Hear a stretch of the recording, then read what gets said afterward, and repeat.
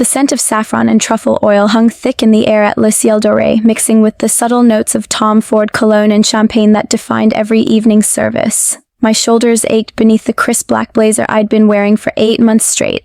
The same one I'd had tailored from a discount designer outlet when I first started working here. Each step across the polished Carrara marble sent a dull pressure through my lower back, a reminder that I'd been moving between tables for nearly 9 hours without sitting down. I navigated the dining room with practiced invisibility, the kind of deliberate anonymity you learn when you grow up watching your mother analyze criminal behavior. When you understand that sometimes the safest strategy is becoming someone no one remembers. The tailored uniform, black blazer, turquoise white shirt, pencil skirt that hit just below the knee felt like camouflage, a costume that allowed me to dissolve into the backdrop of other people's power plays.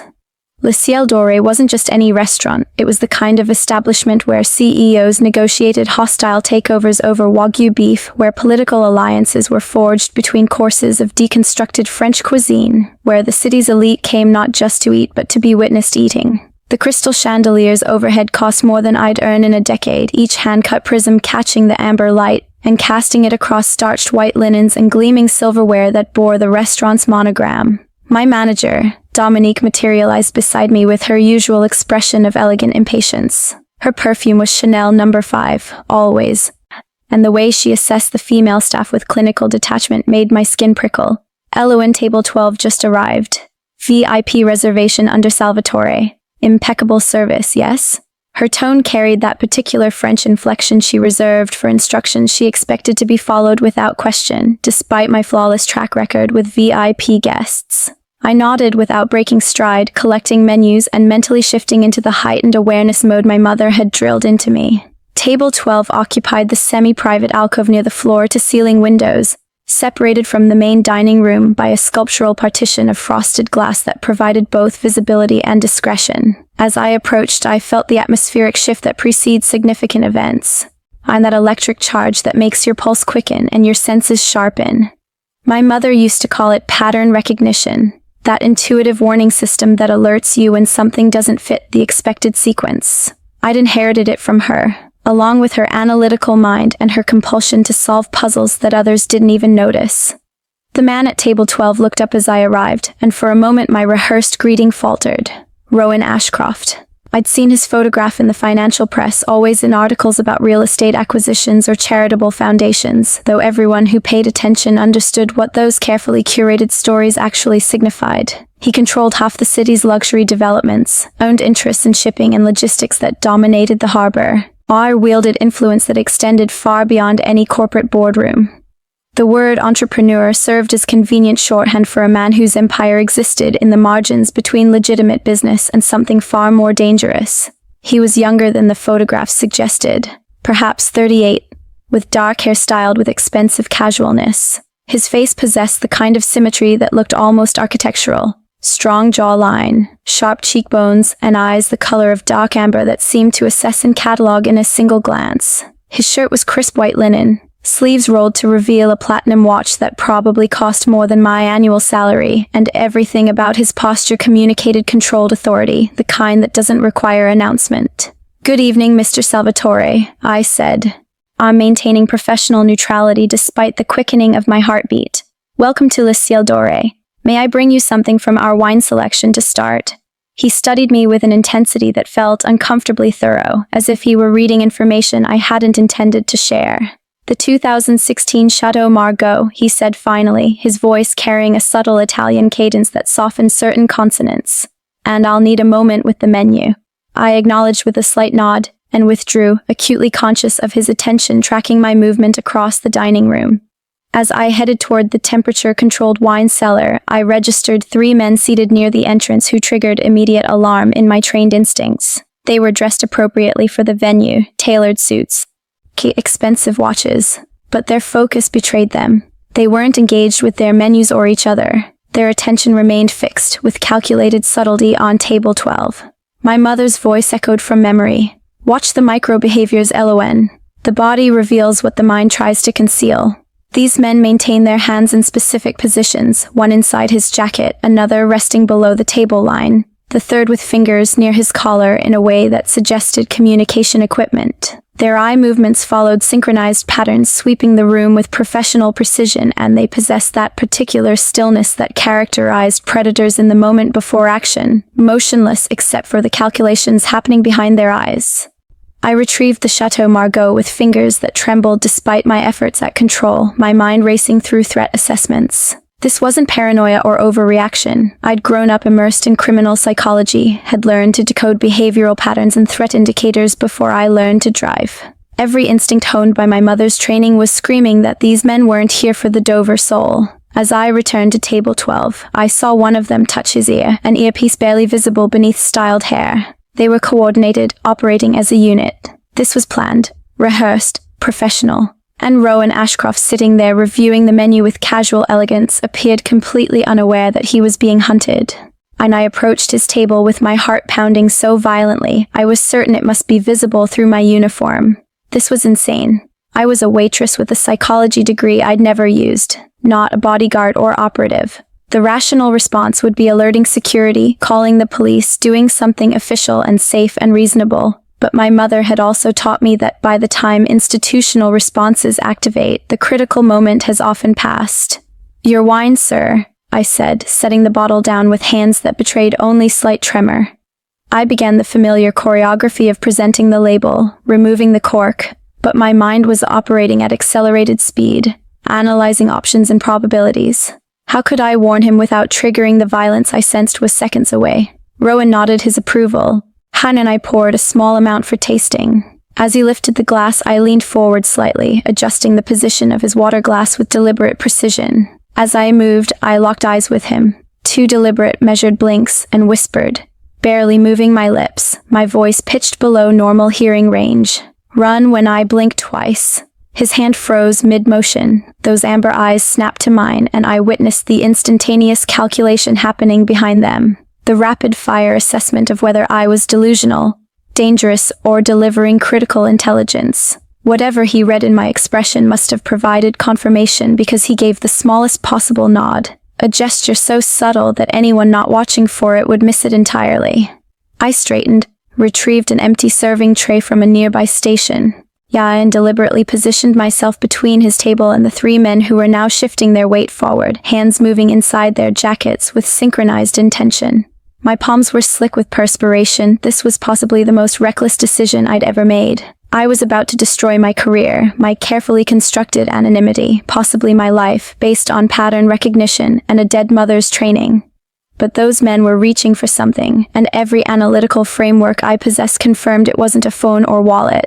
I let the tray slip from my hands. The crash of metal against marble was explosive in the refined atmosphere, loud enough to make every head in the restaurant pivot toward the sound. In that fraction of a second disruption, I saw Rowan move with remarkable speed, rising from his chair just as one of the 3 men withdrew a weapon, a pistol with an extended barrel I recognized as a suppressor.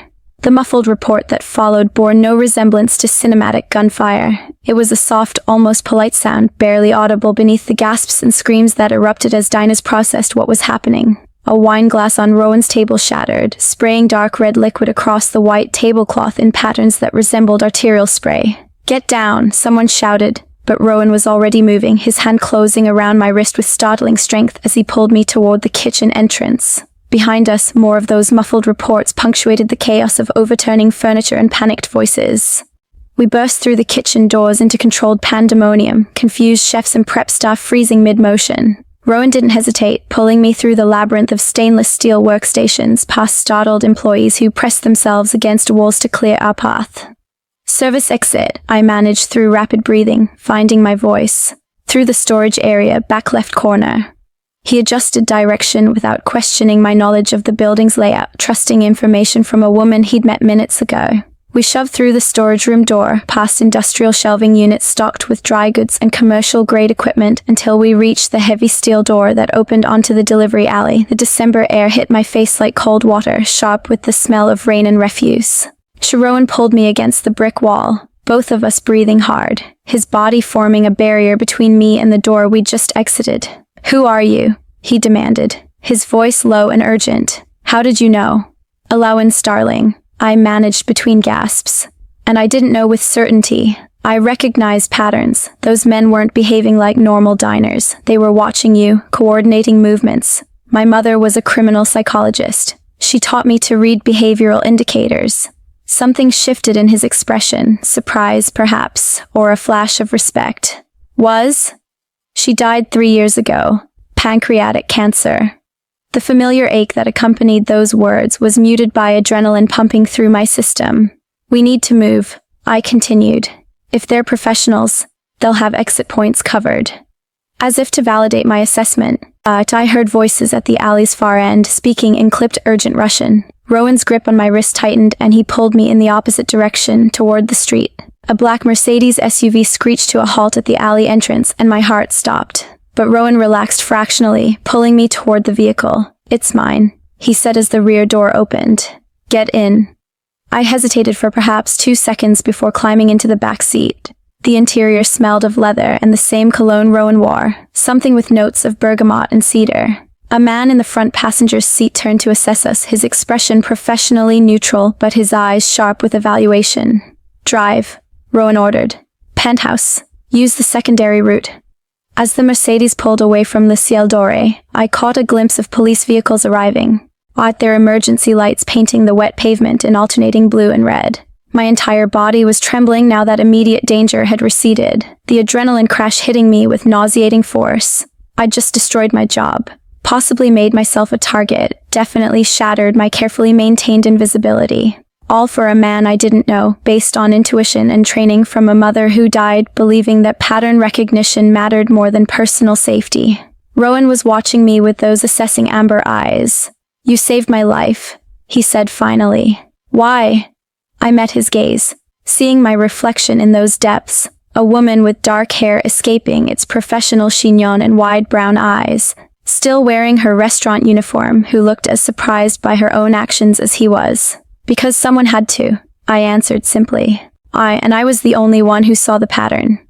The corner of his mouth lifted in something that might have been a smile, though it didn't quite reach his eyes. "Eloin Starling," he repeated my name as if testing its weight and implications. "It seems I'm in your debt. That's not a position I occupy often." The Mercedes navigated through city streets with practiced efficiency, and I watched my previous life recede through tinted windows, wondering what exactly I'd initiated, and whether my mother's training and my own analytical skills would be sufficient to navigate whatever came next. The penthouse wasn't what I expected. Somehow, I'd imagined something utilitarian, reinforced walls, minimal furnishings, the kind of temporary shelter depicted in films about witness protection. Instead, had the Mercedes descended into an underground garage beneath a contemporary glass tower in the financial district, where residences started at prices I couldn't even conceptualize. Rowan's driver, a man he'd called Marco, parked with military precision and opened my door before I could reach the handle. My legs felt unsteady as I stepped out, the adrenaline completely drained now, leaving behind a hollow exhaustion that made my muscles feel liquid.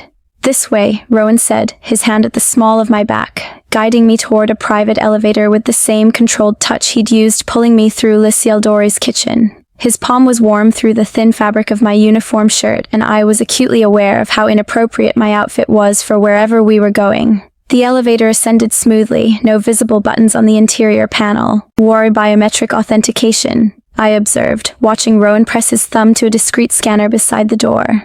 The doors whispered open onto a space that defied every assumption I'd formed about Rowan Ashcroft. Floor-to-ceiling windows wrapped around 3 sides of the penthouse, offering a panoramic view of the city spread below like scattered diamonds on black velvet. The interior was all clean lines and subtle luxury, pale wood floors, contemporary furniture in shades of charcoal and cream, abstract art that probably cost more than most people's houses. Nothing ostentatious, nothing that screamed wealth, just quiet, overwhelming elegance that whispered power.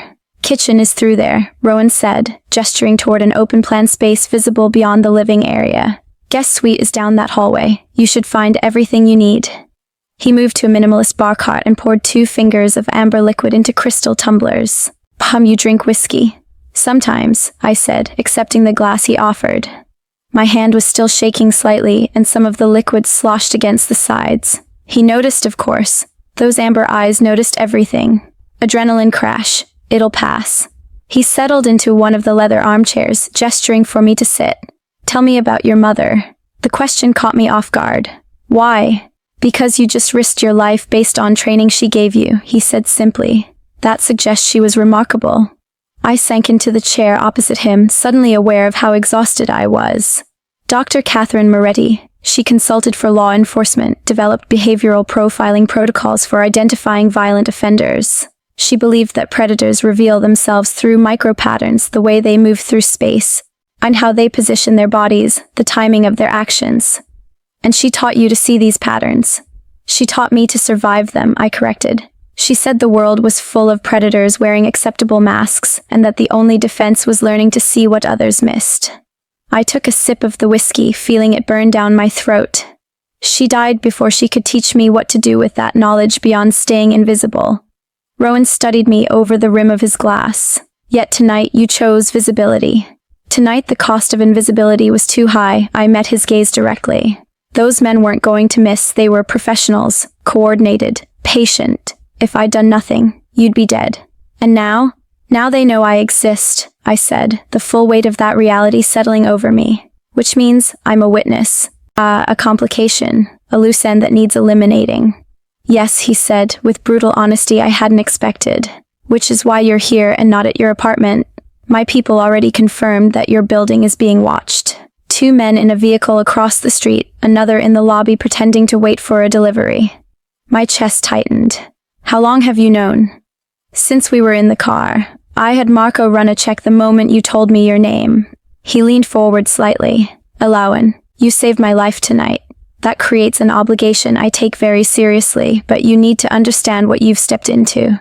Those men at the restaurant were Volkov's people, Russian syndicate that's been trying to move into my territory for months. They won't stop because they failed once. I know, I said quietly, though hearing it stated so plainly made my stomach clench. Then you also know that your life as a waitress at Le Ciel Doré is over. His voice was matter-of-fact, not unkind, but offering no false comfort. The question now is what comes next. I looked out at the city lights, thinking about my small studio apartment, my carefully maintained routines, the invisible life I'd built to honor my mother's lessons about safety. All of it gone in the space of minutes, shattered by a decision to act instead of hide. What comes next, I said slowly, turning back to face him, is that I help you identify these people before they try again. My mother didn't just teach me to spot predators. She taught me to understand how they think. Something shifted in Rowan's expression. Calculation, perhaps, or recognition of an unexpected asset. You're offering to work with me? I'm offering to survive, I corrected, and the best way to do that is to make myself useful to the one person who has the resources to keep me alive.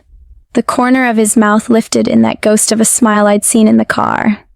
Dr. Moretti raised a pragmatist. Dr. Moretti raised a realist, I said. There's a difference. He raised his glass in a small salute. Then let's discuss how a criminal psychologist's daughter and a man with a complicated empire are going to outmaneuver the Volkov syndicate.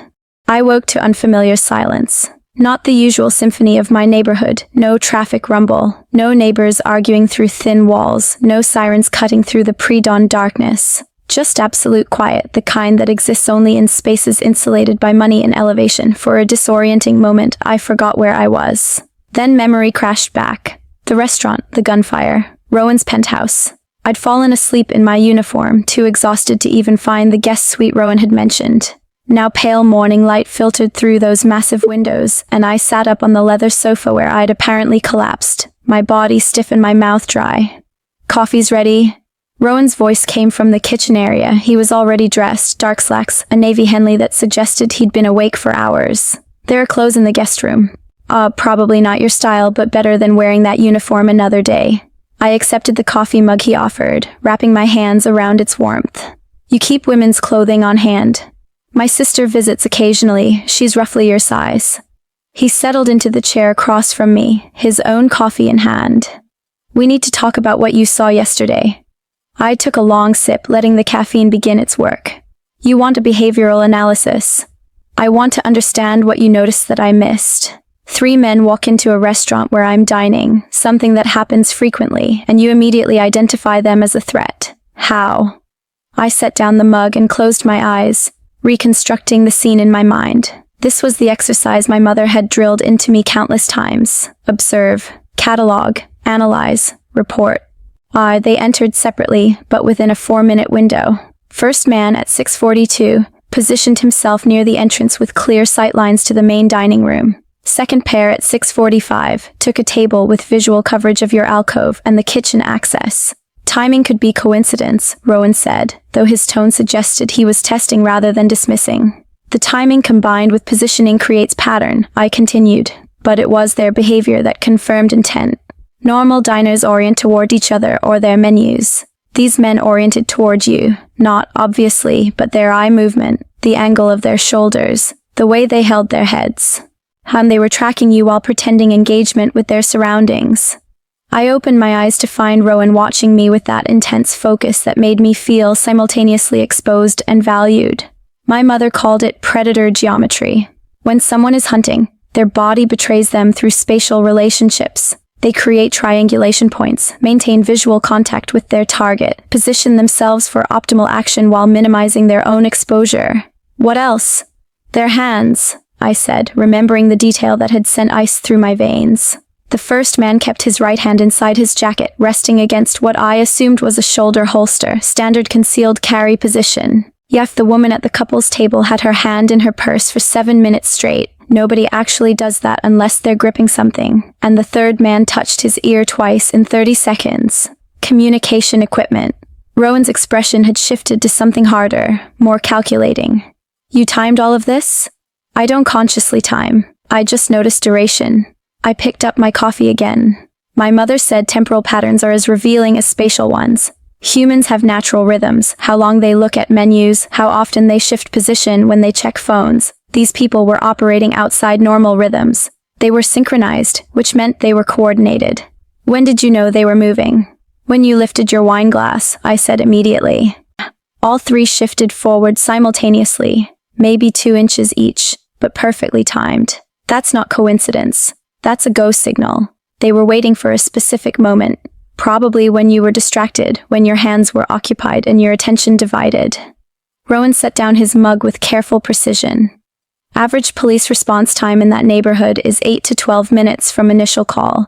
Even if you'd reached restaurant security, alerted them, had them call it in immediately, you'd have been dead before the first unit arrived. I finished. I knew that, which meant either I did nothing and watched you die or I created enough disruption to break their timing and give you a chance to move. That's not heroism, he said quietly. That's tactical analysis. My mother would say they're the same thing. Heroes are just people who understand the probability of outcomes and choose the least terrible option. I met his gaze. I wasn't trying to save you, Rowan. I was trying to prevent a murder I knew was about to happen. There's a difference. He studied me for a long moment. Your mother trained you very well. She trained me to survive a world full of predators. I paused. She just never anticipated I'd end up allied with one. Something flickered across his face, amusement, perhaps, or respect. Is that what you think I am? I think you're what my mother would call an apex predator, I said honestly. Intelligent, strategic, capable of extreme violence when necessary, but operating within a complex social structure that requires more than brute force. The kind that's most dangerous precisely because they can function in civilized spaces while remaining fundamentally uncivilized. And yet you're drinking coffee in my home. And yet the Volkovs want me dead, I countered. Which makes you the apex predator most invested in my survival. My mother also taught me about alliance theory. Sometimes the enemy of your enemy is the only ally available. Rowan smiled then, a genuine expression that transformed his face. Dr. Moretti raised a very interesting daughter. Dr. Moretti would be horrified, I said, but she's not here to object. The clothes Rowan's sister had left were expensive in that understated way that screamed real money. A cashmere sweater in deep gray, tailored black pants that fit better than anything I'd ever owned. Leather boots that probably cost more than a month's rent. I studied myself in the guest bathroom mirror, barely recognizing the woman looking back. Without my uniform, I looked less like a waitress and more like someone who belonged in a penthouse. The thought was unsettling. I found Rowan in what appeared to be his office, a room dominated by floor-to-ceiling bookshelves and a desk that faced the windows. He was on the phone speaking rapid Italian, his tone clipped and authoritative. When he saw me, he wrapped up the conversation with a few terse words and set the phone down. Better? He asked, gesturing at my borrowed outfit. It's different, I said. What happens now? Now we wait, he said, but something in his expression suggested waiting wasn't his preference. My people are gathering intelligence on the Volkov operation, who they've brought into the city where they're staging what their next move might be. In the meantime, you stay here where it's secure. For how long? However long it takes. He moved to the window, hands in his pockets, looking out at the city below. Alawin, I need you to understand something. The people who tried to kill me last night aren't going to simply disappear because they failed. They've committed resources, exposed their operation, lost the element of surprise. That makes them more dangerous, not less. They'll either escalate or retreat, and Viktor Volkov doesn't retreat. I joined him at the window, maintaining a careful distance. So, they'll try again. Yes, and now you're part of the equation. He turned to face me. They saw you warn me. They know you disrupted their plan. In their assessment, you're either an asset I'm protecting or a witness who needs eliminating. Either way, you're a target. You're trying to frighten me. I'm trying to ensure you understand the stakes. His amber eyes were serious, intense. This isn't a psychological exercise or an academic analysis. These are people who will kill you without hesitation if they get the opportunity. I know, I said quietly. I saw their faces when they drew those weapons. There was no emotion there, no anger or excitement. Just professional focus. My mother always said that's what makes true predators so dangerous. They don't kill because they're emotional. They kill because it's efficient. Rowan studied me for a moment. You're remarkably calm about this. I'm terrified, I corrected. But terror doesn't change the situation. My mother taught me that emotion is information, not instruction. I can acknowledge I'm afraid while still thinking clearly about what needs to happen next. And what do you think needs to happen next? I turned back to the window, watching the city wake up below us. Somewhere down there, people were having normal mornings, making coffee, heading to work, living lives that didn't involve Russian syndicates or professional assassins. Lives I'd had yesterday and would never have again. I think we need to stop reacting and start predicting, I said. The Volkovs failed last night because I recognized their pattern before they could execute, but they'll adapt now. They'll change their approach, use different tactics, come at you from an unexpected angle, which is why I have security protocols in place. Security protocols defend against known threats, I countered. But my mother's work focused on anticipating behavioral evolution, how predators adapt when their initial hunting strategy fails. The Volkovs won't try the same approach twice. They'll analyze what went wrong, identify the variable that disrupted their plan, me, and adjust accordingly. Rowan's expression shifted to something more attentive. You're saying they'll study you. I'm saying they'll try to understand how I identified them, which means they'll investigate my background, my training, my capabilities. And when they do, they'll discover my mother's work, her methodologies, yet her published research on predator behavior patterns. I met his gaze, which means they'll know exactly how I think. That's a problem. That's an opportunity, I said. If they're studying my mother's frameworks, they'll assume I'll apply those frameworks to predict their next move, which means we can use their expectations against them. Rowan's mouth curved into something that might have been approval. You want to feed them false patterns? I want to make them think they understand how I analyze threats, then give them behavior that fits my mother's published models while the actual threat comes from somewhere they're not watching. I crossed my arms. My mother's academic work was brilliant, but it was also necessarily simplified for publication. The real methodologies she used in law enforcement consultation were far more nuanced. The Volkovs will have access to the public research, not the classified protocols. The gap between academic theory and practical application. Exactly, they'll prepare for the psychologist's daughter who thinks in academic frameworks. They won't be prepared for what my mother actually taught me in private, the ugly, pragmatic parts she couldn't publish because they were too honest about how predators really operate. Rowan was quiet for a moment, and I could almost see him recalculating his assessment of me. Your mother taught you to think like a predator. My mother taught me that the only way to survive predators is to understand them from the inside, I said. She always said the fundamental flaw in criminal psychology was the assumption that analysts could remain objective observers. But you can't truly predict a predator's behavior unless you're willing to think through their logic, feel through their motivations, see the world through their perspective. That's dangerous. Everything about this situation is dangerous, I said. The question is whether we're going to be dangerously reactive or dangerously strategic. Rowan moved closer, close enough that I could see the gold flecks in his amber eyes. You realize what you're proposing. You're suggesting we don't just defend against the Volkovs. You want to hunt them. I'm suggesting we stop letting them control the timing, I said. Right now, we're waiting for their next move. But if I'm right about how they'll analyze last night, we can anticipate their adaptation and position ourselves accordingly. And if you're wrong, then we're no worse off than we are now, waiting in this penthouse for them to make their move. I held his gaze. But I'm not wrong. I saw how they operated last night. Disciplined, coordinated, professional. That level of organization doesn't happen without leadership that values intelligence and adaptation. Viktor Volkov didn't build a successful syndicate by being predictable or stupid. Rowan considered my proposal with that calculating intensity I was beginning to recognize as his default mode when processing new information. Finally, he moved to his desk and pulled up something on his computer, angling the screen so I could see. These are the 3 from last night. My people identified them through facial recognition. I leaned closer, studying the photographs. 2 men and a woman, all appearing to be in their 30s or early 40s. Professional headshots probably pulled from surveillance databases or intelligence networks. Alexei Kuznetsov, Rowan said, pointing to the first man, the one I'd noticed touching his ear. Former Spetsnaz, specialized in close-quarters combat and tactical coordination. He's been with the Volkov organization for 6 years. He moved to the second image. Irina Volkova. Yes. Related to Viktor, a cousin. Trained as a physician before transitioning to more specialized work. She handles operations that require medical knowledge or precision.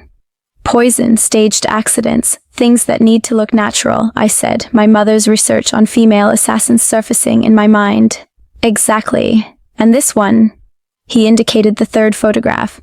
The man who'd been seated near the entrance is Dmitry Sokolov, weapons specialist, formerly Russian military intelligence. He's the one who actually fired the shots.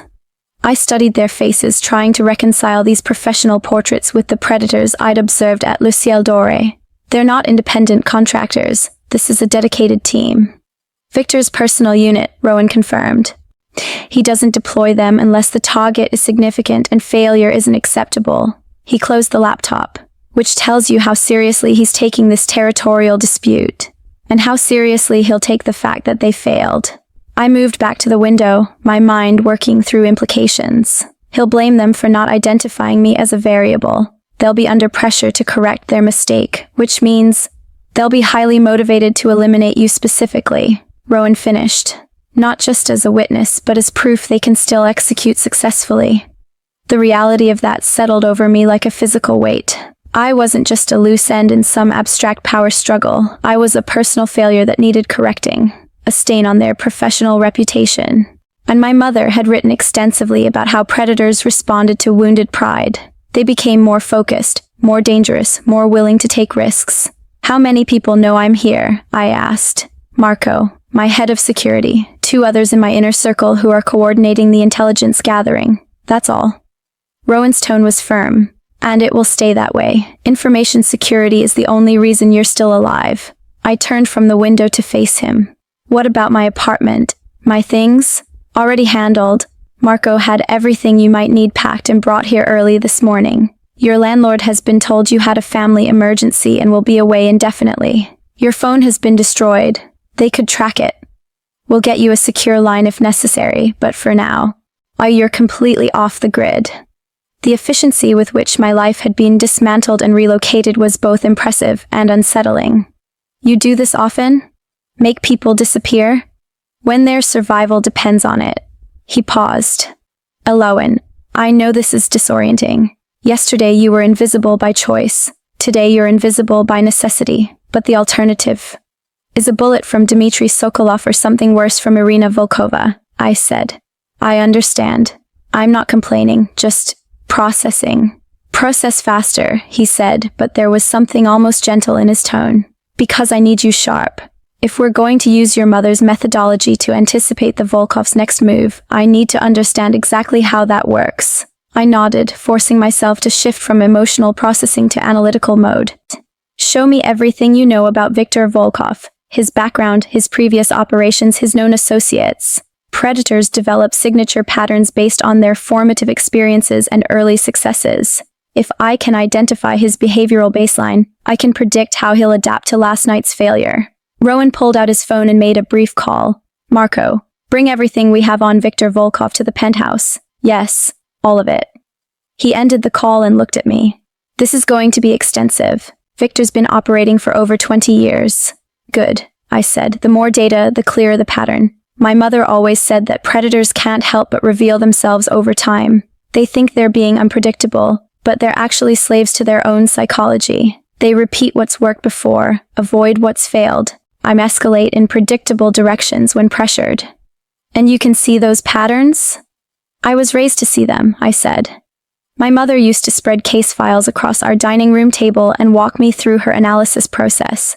She'd cover up the outcomes and make me predict what the subject would do next, based solely on their behavioral history. I got good at it because the alternative was disappointing her, and disappointing Dr. Catherine Moretti was not an option in our household. Something shifted in Rowan's expression, recognition perhaps of a fellow person shaped by demanding parents and high expectations.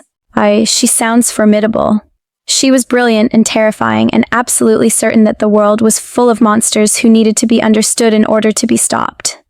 I felt the familiar ache that accompanied thoughts of my mother. She died believing I'd use her training to stay safe, to recognize predators and avoid them. She never imagined I'd end up using it like this. Like what? Like a weapon? I said quietly. She taught me to be an observer, an analyst, but right now, I'm going to use everything she taught me to help you hunt the people who are hunting us. That's not what she intended. Rowan crossed the space between us, stopping close enough that I had to look up to meet his eyes. Your mother taught you to survive. What you do with those skills, whether you use them to hide or to fight, that's your choice, not hers. She gave you the tools. How you use them honors her legacy either way. I wanted to believe that, but I wasn't certain my mother would agree. Still, Rowan was right about one thing. This was my choice now. I could let fear paralyze me, or I could use the considerable skills my mother had drilled into me to take control of a situation that was spiraling toward inevitable violence. When Marco gets here with the files, I said, I'll need time to review everything. Behavioral analysis isn't quick. It requires immersion in the subject's decision-making patterns, understanding not just what they did, but why they chose those specific actions over alternatives. How much time? To do it properly. Days? To do it fast enough to be useful. I calculated quickly. Give me 6 hours of focused review. I can give you a preliminary behavioral profile and probability assessment for their next move. Rowan nodded. You'll have it. And Alawan? He waited until I met his eyes. Thank you. For last night, for this. For choosing to fight instead of hide. Thank me when we survive, I said. Right now, all I've done is make myself a target and offer theories. Whether those theories actually keep us alive remains to be seen. Your theories saved my life last night. Last night I recognized a pattern. Today I'm trying to predict one. I moved toward the office door. There's a difference between observation and anticipation. I hope I'm as good at the second as my mother trained me to be at the first. Marco arrived 30 minutes later with 3 banker's boxes and a tablet loaded with digital files. He was a compact man in his 40s with gray threading through his dark hair and the alert posture of someone who'd spent years in security work. He set the boxes on Rowan's desk without comment, nodded once and left as silently as he'd entered. Former Italian intelligence, Rowan said, noting my curious expression. He doesn't talk much, but there's no one I trust more. I approached the boxes like they contained something volatile, which, in a sense, they did. 2 decades of Viktor Volkov's operational history. Each decision and action a data point that might reveal the pattern I needed to see. I'll need quiet. Ideally somewhere I can spread everything out. I'll see the full scope simultaneously. Rowan gestured toward a door I hadn't noticed, cleverly integrated into the bookshelves. Conference room, secure, soundproof, and it has a table that seats 12. Enough space for your analysis. The room beyond was exactly as he'd described. Windowless with recessed lighting and a massive table of dark wood. A screen covered one wall, presumably for video conferences, and the ventilation system hummed so quietly I almost didn't notice it. It felt less like a conference room and more like a bunker, which I supposed was appropriate. I started unpacking the boxes, organizing files chronologically across the table's surface. Police reports, intelligence assessments, newspaper clippings, photographs of crime scenes and associates. On 2 decades of violence and strategy laid out in bureaucratic documentation. Rowan appeared in the doorway with coffee and something that smelled like fresh bread. You'll need to eat. Behavioral analysis requires glucose. You sound like my mother, I said, accepting the plate he offered. Some kind of pastry, still warm. Smart woman. He leaned against the doorframe, watching me arrange documents. What exactly are you looking for? Signature, I said, scanning a police report from Victor's early career in Moscow. Every predator has one, a consistent approach that reveals their core psychology. Some are territorial, some are opportunistic, some are retaliatory. The pattern tells you not just what they'll do, but why they'll choose that specific action. I paused over a photograph of a warehouse fire from 2008. For instance, this warehouse belonged to a rival organization. Victor could have simply taken control through negotiation or intimidation, but he chose destruction. Complete destruction. The building burned for 3 days. Sending a message, Rowan said. More than that. Look at the timing. I pulled up an Associated Intelligence report on the tablet. This happened 2 weeks after the rival organization refused a merger proposal. Victor didn't strike immediately when he was angry. He waited, planned, then executed with overwhelming force. That's not hot temper. That's cold calculation combined with a need for totality. I moved to another incident, this one from 2012. Here, a betrayal by one of his lieutenants who was skimming money. Victor didn't just kill the man, he killed the man's entire crew, even the ones who weren't involved in the theft. As 12 people dead for one person's crime. Collective punishment, Rowan observed. Elimination of variables, I corrected. Victor doesn't just remove the immediate threat, he removes the entire context that produced the threat. It's scorched earth methodology. If you can't trust the garden, burn it down and start fresh. I continued working through the files, and a pattern began to emerge with disturbing clarity. Viktor Volkov was methodical, patient, and absolutely committed to total solutions. He didn't wound enemies, he eliminated them. He didn't accept partial victories, he pursued complete dominance. And critically, when an operation failed, he didn't simply try again with the same approach. He completely reconceptualized the problem. After 3 hours of steady review, I sat back and rubbed my eyes. Rowan had settled into a chair at the far end of the table, working on his own laptop but clearly monitoring my progress. Tell me what you see, he said, closing the computer. Victor is an absolutist, I began. He thinks in terms of total victory or unacceptable failure. There's no middle ground in his operational psychology, which means last night wasn't just a tactical failure, it was a fundamental challenge to his worldview. Making him more dangerous. Making him more focused. I clarified. When Victor experiences failure, he doesn't just adapt tactics, he reformulates the entire strategic framework. Look at this incident from 2015. A drug shipment was intercepted by Interpol. Instead of finding a new route, Victor spent 6 months creating an entirely different distribution network using legitimate shipping companies and corrupted customs officials. He didn't solve the immediate problem. He made the problem obsolete. Rowan leaned forward. So he won't just send different assassins to try again at a restaurant. He'll reconceptualize what it means to eliminate you, I said. The restaurant approach failed because it relied on surprise, and my observational skills disrupted that. So he'll remove those variables. He'll create a scenario where surprise is irrelevant and observation can't save you. How? I pulled up several files, arranging them in a pattern that illustrated Victor's evolution of methodology. He'll engineer a situation where your death appears inevitable through systemic failure rather than direct attack. Look at how he's handled previous high-profile targets. He doesn't assassinate them in ways that look like assassination. He creates circumstances where their death seems like tragic accident, natural causes, or the consequence of their own choices. You're saying he'll make it look like I killed myself or died accidentally. I'm saying he'll build a scenario where your death is the logical outcome of factors that appear unrelated to him, I said. A car accident caused by mechanical failure he arranged. A home invasion during a robbery he orchestrated. A medical emergency triggered by substances he introduced. He's patient enough to construct complex causation that obscures his involvement. Rowan was quiet for a moment, processing. And you? How does he solve the problem of you? I'd been thinking about this. and the answer wasn't comfortable. I'm evidence of his failure and a demonstration of capability he can't allow to exist. But I'm also unknown. He doesn't have enough data on me yet to predict my behavior or eliminate me efficiently. So he'll gather intelligence first. He'll research my background, my mother's work, my patterns and vulnerabilities. Which means we have time before he moves on you. We have time before he moves directly, I corrected. But Victor thinks systemically. He won't treat us as separate problems. He'll engineer a solution that resolves both threats simultaneously. I stood and moved to the wall screen, pulling up a timeline I'd been mentally constructing. Based on his historical pattern, he'll spend 3 to 5 days gathering intelligence and developing a new strategic framework. Then he'll execute with the same totality he applies to everything, overwhelming force designed to eliminate all variables at once. 3 to 5 days to predict his approach and counter it.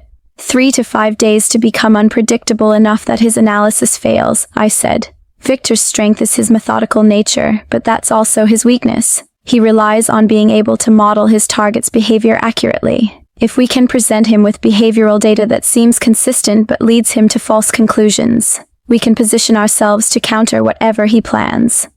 Rowan stood and approached the screen, studying my timeline. Your mother really did teach you to think like a predator.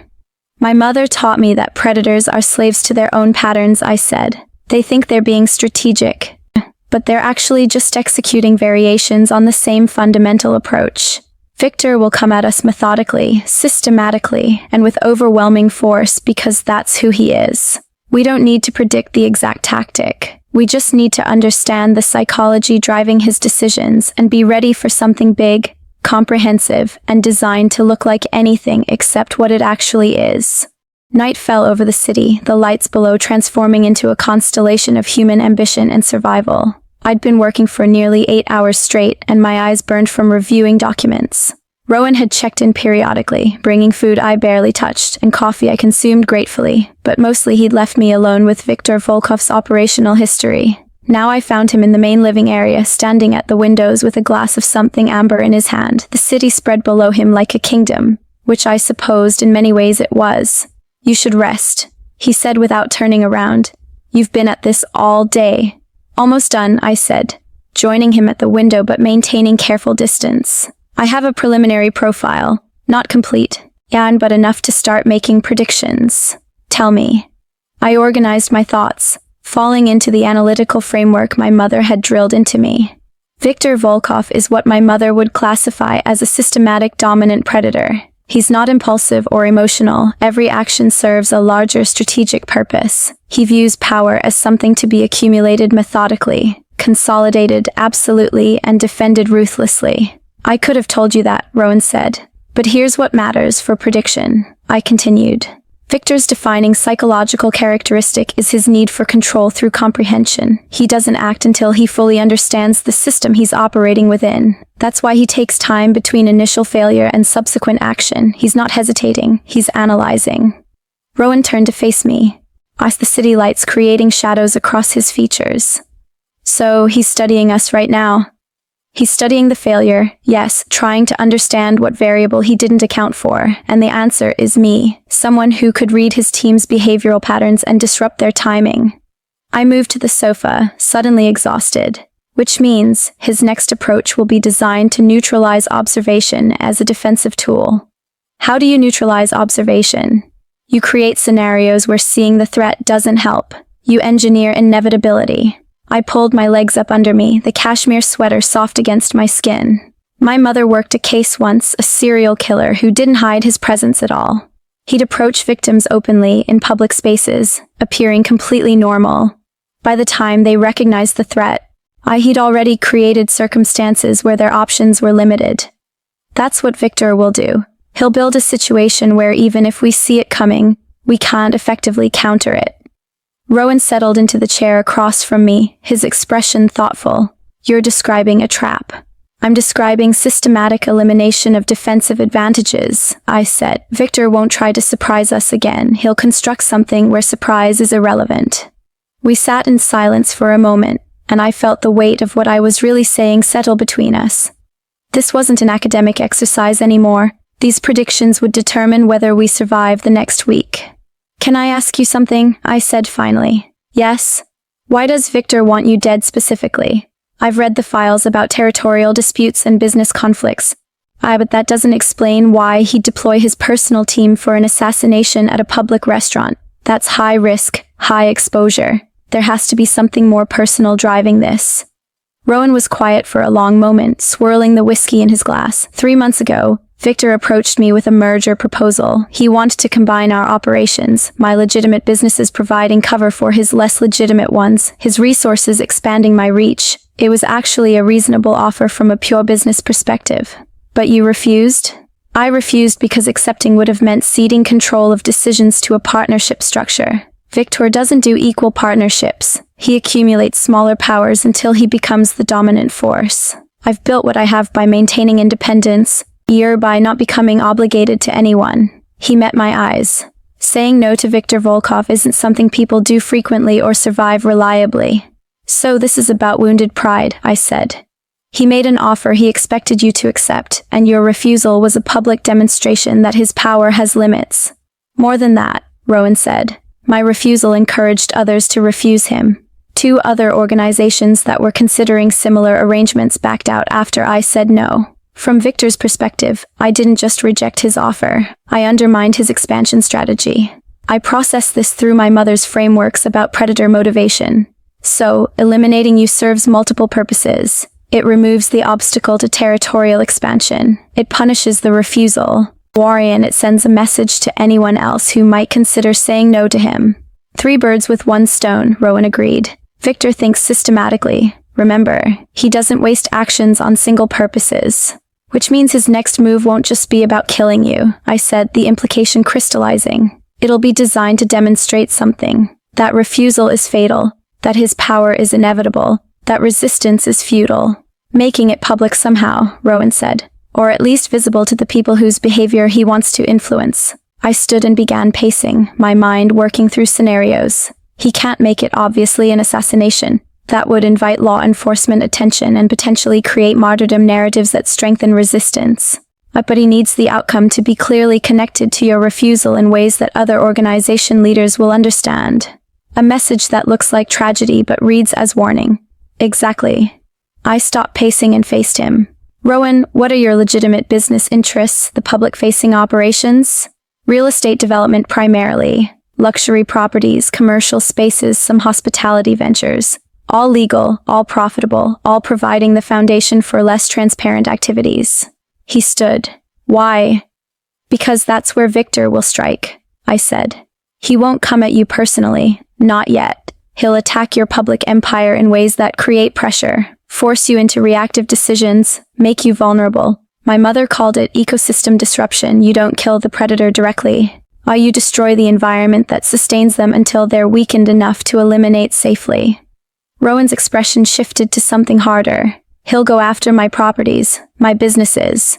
He'll create catastrophic failures that appear accidental but systematically undermine your financial foundation and public reputation, I said. Building collapses, health code violations, financial audits, legal challenges, anything that makes you appear weak or reckless. Then, when you're sufficiently destabilized, he'll offer another merger proposal. This time, you'll be desperate enough to accept. Or refuse again and die from a position of weakness rather than strength. Either outcome serves his purposes, I said. If you accept, he absorbs your empire and demonstrates that everyone eventually submits. If you refuse and he kills you, how you die as a failed businessman rather than a defiant rival, and the message is still clear. Rowan moved back to the window, his jaw tight. How long before he starts this campaign? Based on his historical patterns, he's already started the intelligence gathering. The systematic attacks will begin within a week, probably starting small. Permits delayed. Inspections failed. Minor but accumulating problems. I joined him at the window. The question is whether we let him execute that strategy or disrupt it before it gains momentum. He looked at me with those intense amber eyes. You have a counter strategy. I have the beginning of one, I corrected. But it requires understanding something I don't know yet. How much of your empire can you afford to sacrifice to make Victor think his approach is working? Rowan turned from the window to face me fully, and something in his expression had shifted from calculating to genuinely curious. You're suggesting we feed him false victories. I'm suggesting we let him think his ecosystem disruption is working while we fortify what actually matters and prepare to strike when he's committed to a strategy that's already failing. I moved back to the sofa, suddenly aware of how exhausted I was. But I can't develop that strategy without understanding the real architecture of your operations versus the visible one. You're asking me to reveal everything, he said quietly. I'm asking you to trust the woman who saved your life with information that could destroy you, I said bluntly. I understand that's not a small ask. He was quiet for a long moment, and then moved to the bar and poured 2 glasses of wine, bringing one to me. When you whispered that warning at Le Ciel Doré, you had no idea who I really was, did you? I knew your reputation. Everyone knows the name Rowan Ashcroft. I accepted the wine. But in that moment, I didn't see a mafia boss or a real estate developer or whatever label people use. I saw someone who was about to die because 3 predators had him in a triangulated kill zone and didn't know it. And you warned me anyway. I warned you because my mother raised me to believe that watching someone die when you could prevent it makes you complicit in their death. I took a sip of the wine, something red and complex that probably cost more than my monthly salary used to be. She had very clear ethical frameworks about action versus inaction. Rowan settled into the chair across from me, his posture more relaxed than I'd seen it. Most people would have let me die, or called the police and hoped they arrived in time. You did something that put you directly in danger. I acted on instinct, I said. There wasn't time for moral philosophy or risk assessment. There was only the pattern I recognized in the 2 seconds I had to disrupt it. Still, he said, you gave me something no one else has in a very long time. What's that? A warning without expectation of payment. He met my eyes. In my world, everything is transactional. Information has a price. Loyalty has a cost. Protection requires compensation. But you warned me because it was the right thing to do. Not because you wanted something from me. I hadn't thought about it that way, but he was right. I'd acted without any consideration of what he might owe me afterward.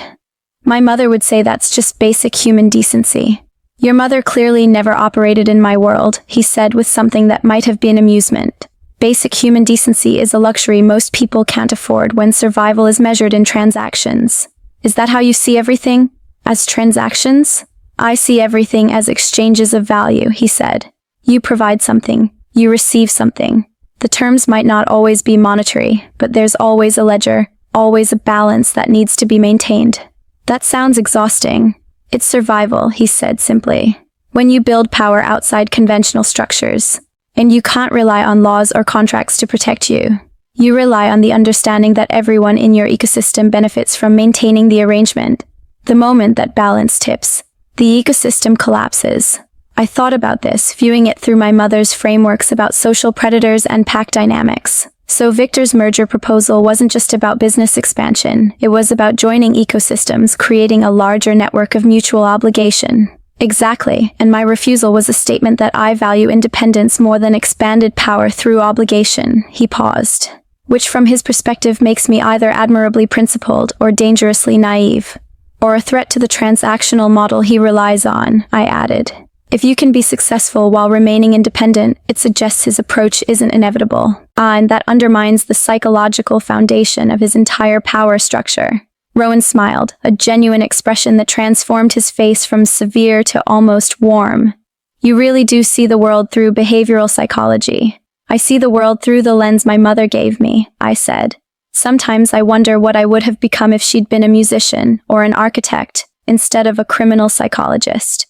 Would I still be this person, or was I fundamentally shaped by spending my childhood analyzing predator patterns at the dinner table? You think you didn't have a choice in who you became? I think we're all shaped by our formative experiences more than we like to admit, I said. You became someone who thinks in transactions because that's what survival required in your world. I became someone who reads behavioral patterns because that's what my mother taught me to value. Neither of us chose our circumstances, we just adapted to them. But you chose to warn me, he pointed out. That wasn't adaptation to circumstances. That was a decision that went against the safe response your mother's training would recommend. He was right, and I found myself examining that decision from an analytical distance. Maybe there's a difference between the skills she taught me and the values she modeled. She taught me to recognize predators and avoid them, but she also modeled intervening when someone was in danger, even when it was costly to her. She consulted on cases for free when police departments couldn't afford her rates. She testified in trials knowing it would make her a target for the criminals she helped convict. She believed in justice. She believed in action. I corrected. She thought inaction in the face of preventable harm was morally inexcusable. So maybe when I warned you, I wasn't being heroic or naive. I was just being my mother's daughter, doing what she modeled even if it contradicted what she taught. Rowan raised his glass slightly. To complicated legacies. I touched my glass to his. To survival despite them. We drank in comfortable silence for a moment, and I realized something had shifted between us. We'd moved from circumstantial allies to something more complex. Two people shaped by demanding parents and dangerous worlds, finding unexpected common ground in a penthouse fortress while predators circled below. You asked about my business architecture, Rowan said finally. If we're going to create a strategy that requires me to trust you with that information, I need to know you're committed to seeing this through. Not just surviving the immediate threat, but being willing to do what's necessary to neutralize Victor permanently. What does what's necessary mean in practical terms? It means that survival isn't enough, he said. Victor won't stop. Even if we counter his initial strategy, he'll adapt and try again. The only way to end this is to eliminate him as a threat completely, either by destroying his capability to act or by destroying him directly. I understood what he was really asking. You want to know if the criminal psychologist's daughter is willing to help hunt and kill a predator rather than just survive and escape. I want to know if you're willing to see this through to whatever end becomes necessary, he said. Because once I share operational details with you, you become either my partner in this or a liability I can't afford. The threat wasn't even veiled, but I didn't feel afraid. I felt something closer to clarity. My mother had taught me to understand predators, but she died before teaching me what to do when understanding alone wasn't enough. I'm in, I said. Not because I want to be a predator, but because I recognize that sometimes the only way to stop a systematic threat is to think systematically about its elimination. Rowan held my gaze for a long moment, then nodded. Then let me show you how an empire actually works. Rowan led me back to the office, where he pulled up a series of encrypted files on his computer. The screen displayed an organizational chart so complex it took me a moment to process the interconnected relationships. This is the public face, he said, gesturing to the top tier. Salvatore Holdings, real estate development, property management, luxury hospitality, all legitimate, all audited, all generating actual profit. His finger traced down to the second tier. These subsidiaries handle construction, logistics, import-export, still mostly legitimate, but here's where the lines begin to blur. I leaned closer, studying the network of shell companies and offshore accounts. These are the buffer layers. They create distance between your visible operations and whatever sits beneath. They create deniability, he corrected. If authorities investigate the surface operations, they find nothing illegal. If they dig deeper into these subsidiaries, they find bureaucratic complexity and international jurisdictional tangles that make prosecution nearly impossible. He pulled up another screen. And then there's the foundation, what actually generates the power and resources that sustain everything above it. This layer was darker, more opaque. Financial networks that moved money through cryptocurrency and traditional banking simultaneously. Logistics operations that could transport anything anywhere. Information systems that monitored law enforcement and rival organizations. It was breathtakingly comprehensive. This is what Victor wants, Rowan said. Not the legitimate businesses. He has his own. He wants this infrastructure, the networks, the relationships, the systems that make everything else possible. And if he can have it, he'll destroy it, I said, my mother's frameworks about dominance hierarchies surfacing. He can't allow you to remain independent with this level of capability. It makes him look weak by comparison. Exactly. Rowan closed the organizational charts and opened what appeared to be a news feed. Which brings us to today's developments. While you were analyzing Victor's historical patterns, he was launching his opening moves. The screen showed a series of headlines from local news sites. Building inspector finds code violations at Salvatore Luxury Development. Health department shuts down Riverside Hotel pending investigation. Anonymous tip leads to financial audit of Salvatore Holdings. He's moving faster than I predicted, I said. I'm feeling a cold certainty settle in my chest. I thought we'd have 3 to 5 days before systematic attacks began. You were right about his methodology, just wrong about the timeline, Rowan said. He's accelerating because of you. Because I demonstrated analytical capability he can't ignore, I realized. He knows I'm helping you, which means he needs to move before I can fully understand his approach and develop effective counters. Or he's already factored in your analytical skills and is executing a strategy designed to work even if we see it coming. Rowan pulled up another screen, this one showing what looked like security camera footage. This was taken 2 hours ago outside your mother's storage unit. I watched as a man I didn't recognize used some kind of electronic device on the lock, gaining entry within seconds. He emerged 15 minutes later carrying a box. Her research files, I breathed, feeling violation and dread in equal measure. All her unpublished case notes, her methodology, documentation, everything she taught me that wasn't in her academic publications. Victor now has access to your mother's complete analytical framework, Rowan said quietly. He knows exactly how you think, what patterns you'll look for, how you'll predict his behavior. The implications crashed over me like cold water. Every advantage I thought I had, my mother's training, my ability to read behavioral patterns, my understanding of predator psychology. Victor now possessed the instruction manual for all of it. He's neutralizing my analytical capability before the real attack begins, I said, my voice steadier than I felt. Yeah, this is ecosystem disruption applied to me specifically. He's not just going after your business infrastructure. He's dismantling my psychological advantages. Rowan's phone buzzed. He glanced at the screen, his expression hardening. Marco reports movement. 4 vehicles. Russian plates positioning around the building's perimeter. He's not waiting, I said, my mind racing through scenarios. The business attacks. Stealing my mother's files. The surveillance on this building. It's all simultaneous. He's not executing a sequential strategy. He's implementing a multi-vector assault designed to overwhelm our ability to respond. We need to move, Rowan said, already heading toward what I assumed was an armory or equipment room. This penthouse is secure but not indefinitely. If Victor's willing to make an overt move on this location, he's either very confident or very desperate. Or he's creating the appearance of desperation while actually executing something more complex. I countered, forcing myself to think through the fear. Victor doesn't do desperate. Everything I've seen in his historical patterns shows someone who creates the illusion of emotional reaction while actually implementing cold calculation. Rowan paused, hand on the door. Meaning what? Meaning those vehicles outside might not be an attack force. They might be theater designed to push us toward a specific response he's already prepared for. I moved to the window, staying back from the glass but studying the street below. 4 black SUVs, positioned at strategic points. Too obvious, too visible. You think it's a feint, Rowan said. I think Victor read my mother's methodology and knows I'll recognize an obvious attack pattern and counsel caution, which means the real threat is something less obvious, something that doesn't trigger my analytical alarms. I turned from the window. What's the one thing you'd do if you believed this building was about to be attacked? Evacuate to a secondary secure location, Rowan said immediately. And Victor knows that because it's the rational response, which means the secondary location is compromised. Rowan finished, pulling out his phone. Marco, do not proceed to Blackwood. I repeat, do not proceed to any backup locations. Full defensive protocol. Current position. He ended the call and looked at me.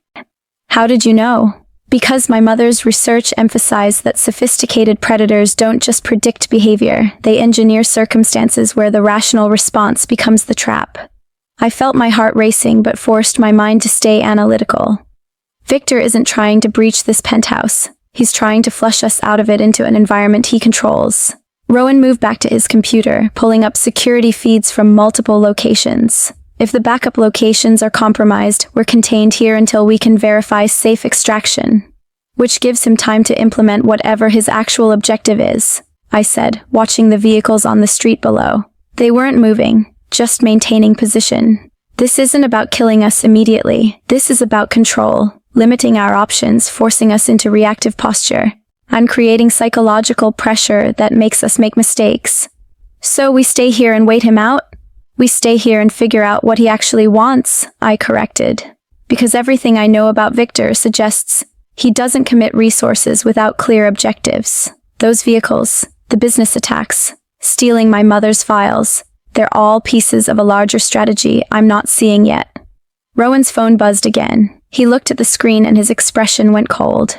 He wants to talk. Rowan put the phone on speaker. The voice that emerged was cultured, accented, and carried the particular confidence of someone who believed they held all the advantages. Mr. Salvatore, I trust you've noticed my people outside your building. Victor, Rowan said, his tone neutral. This is an escalation. This is clarification, Victor corrected. Our previous conversation ended ambiguously. I'm providing context for the consequences of continued refusal. There was a pause. And I understand you have a guest. Dr. Moretti's daughter, yes? I've been reading her mother's fascinating research. Quite brilliant, really. The woman understood predator psychology better than most people who actually practice predation. I felt ice in my veins but forced myself to breathe steadily. He was establishing psychological dominance. I demonstrating knowledge as a form of power. What do you want, Victor? Rowan asked. The same thing I've always wanted. Rational cooperation between organizations that would benefit from alliance. But now the terms have changed. Victor's tone remained pleasant, almost friendly. Your businesses are experiencing difficulties. Regulatory scrutiny, operational problems, financial audits. These troubles will continue and intensify unless we reach an understanding. You're describing extortion, Rowan said. I'm describing reality, Victor countered. You have infrastructure I value. I have the capability to destroy that infrastructure systematically, or we can merge our operations and these difficulties disappear. The choice has always been yours. I looked at Rowan, who was watching me with those amber eyes, and he was waiting for my assessment, trusting the criminal psychologist's daughter to read the pattern beneath Victor's words.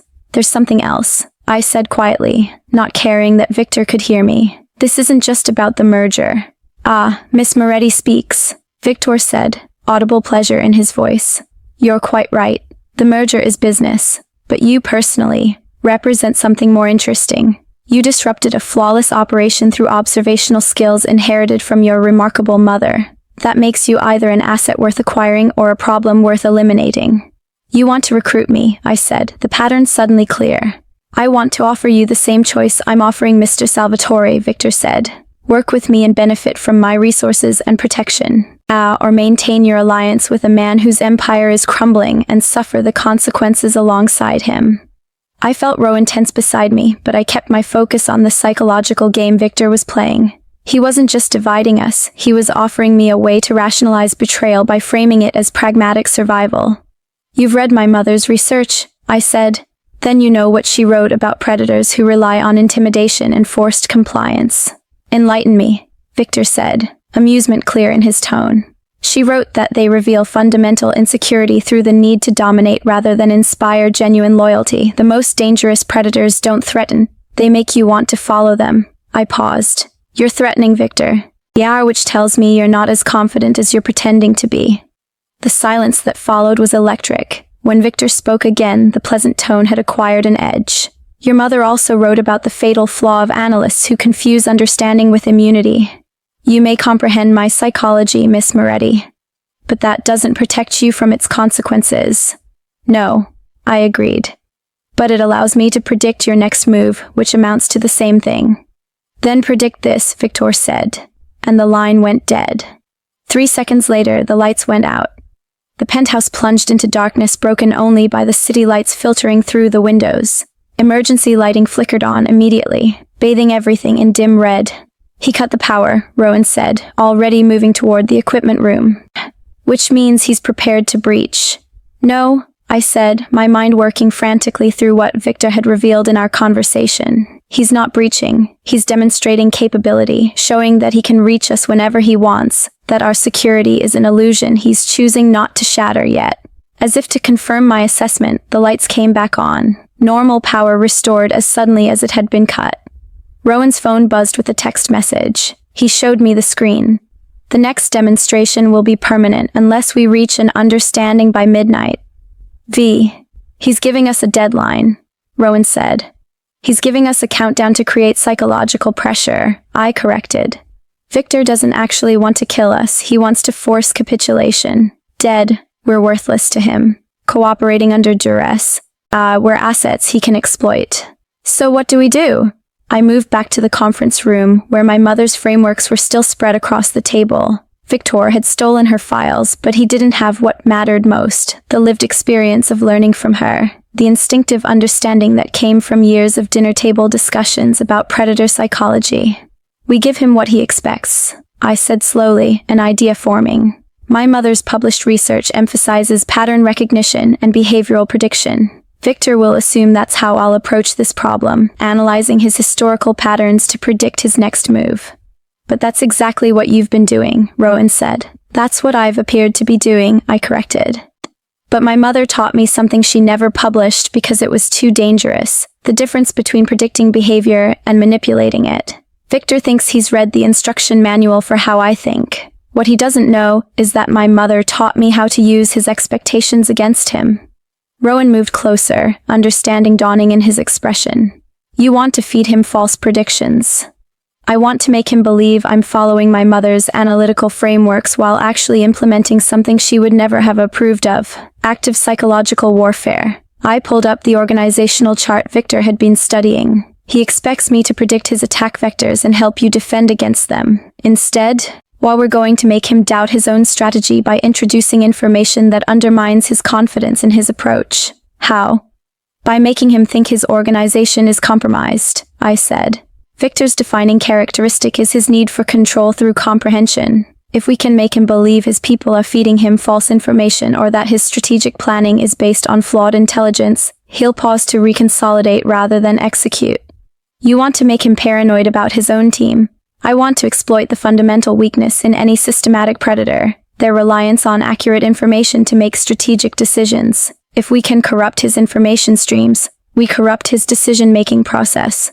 I turned to face Rowan fully.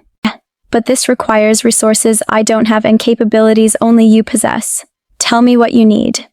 Over the next 6 hours, Rowan and I constructed what my mother would have called a psychological operation and what Rowan simply termed strategic misdirection. We used his network of informants to plant carefully calibrated information suggesting that Victor's inner circle was compromised, that his strategic planning had been infiltrated, that the intelligence he was receiving about our defenses was actually disinformation we'd been feeding through a double agent. None of it was true. We had no double agent. No actual penetration of Victor's organization, but my mother had taught me that predators who rely on systematic analysis are vulnerable to systematic doubt.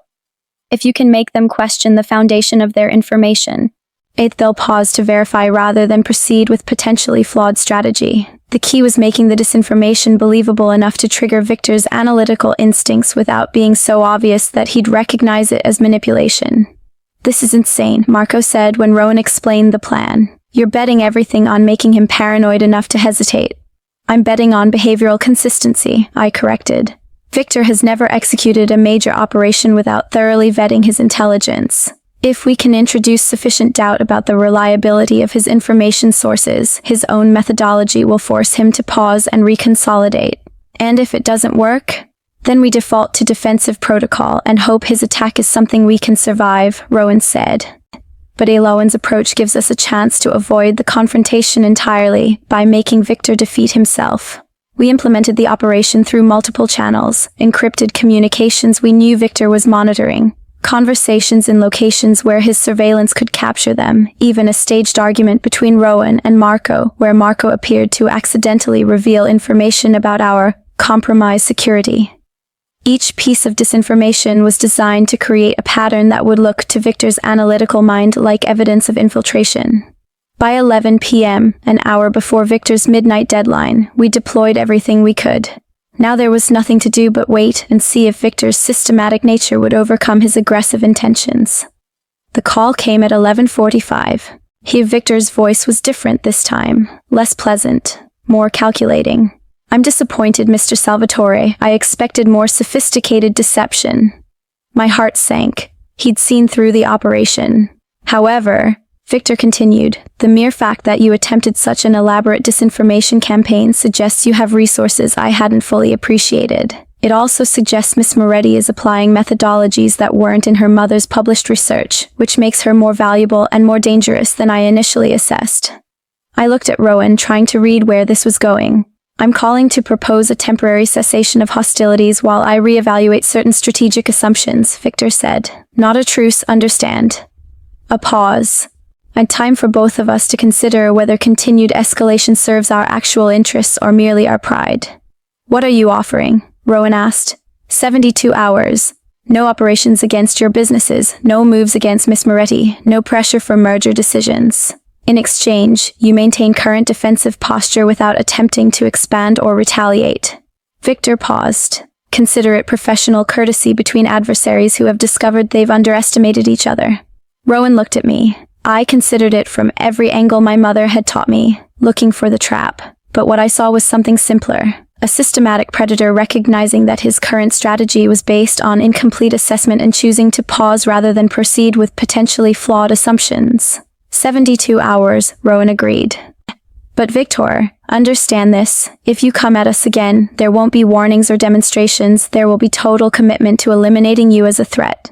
I would expect nothing less, Victor said. Perhaps we're not so different after all, Mr. Salvatore. We both value systematic approaches over emotional reactions. The line went dead. Rowan and I stood in the red-lit penthouse, uncertain whether we'd just won a victory or merely delayed an inevitable confrontation.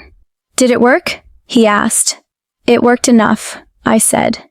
We didn't stop him, but we made him doubt his assumptions enough to pause. That's not victory, but it's survival. And survival is enough? I thought about my mother's lessons, about the difference between predicting predators and becoming one, about the line I'd crossed in the last 24 hours. For now, yes, survival is everything. 5 years later, I stood in the garden of the Crisis Intervention Center, watching Sophia chase butterflies through the late afternoon sunlight. She had her father's dark hair and my brown eyes, and at 3 years old, she possessed a fearless curiosity that both delighted and terrified me. She's going to be brilliant, Rowan said, joining me on the terrace. He'd come from a board meeting for the foundation that funded the center, one of several legitimate operations he'd built using what he still called his complicated money. She's going to be herself, I corrected, but I was smiling. Not a criminal psychologist, not a strategic analyst, just Sophia. The center itself was housed in a renovated historic building in a neighborhood that had been struggling 5 years ago but was now revitalizing. We provided free psychological services, crisis intervention, and support for people trying to escape dangerous situations. The work was everything my mother had valued, helping people understand and survive predators, but funded by resources my mother would have considered morally compromised. Viktor Volkov had never renewed his offensive. That 72-hour pause had extended into months, then years. He'd eventually moved his operations to different territory, having apparently concluded that the cost of destroying Rowan outweighed the benefits. Or perhaps he'd simply found easier prey. Rowan had gradually legitimized more of his empire, though I knew there were still shadows I chose not to examine too closely. We'd built something complex and imperfect, a partnership between a woman trained to analyze predators and a man who embodied predator psychology, held together by mutual respect and the shared experience of surviving threats that should have destroyed us.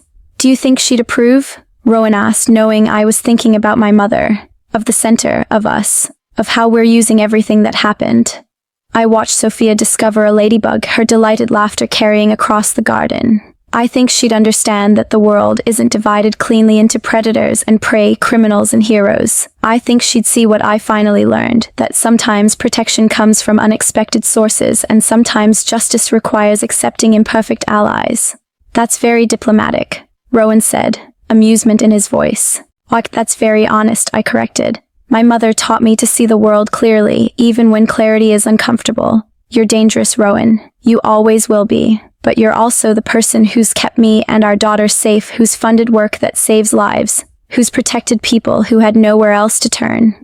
Complicated, he said. Gray, I agreed. Not black and white like my mother preferred to see things, but every shade of gray in between. Sophia ran toward us, holding the ladybug cupped carefully in her small hands.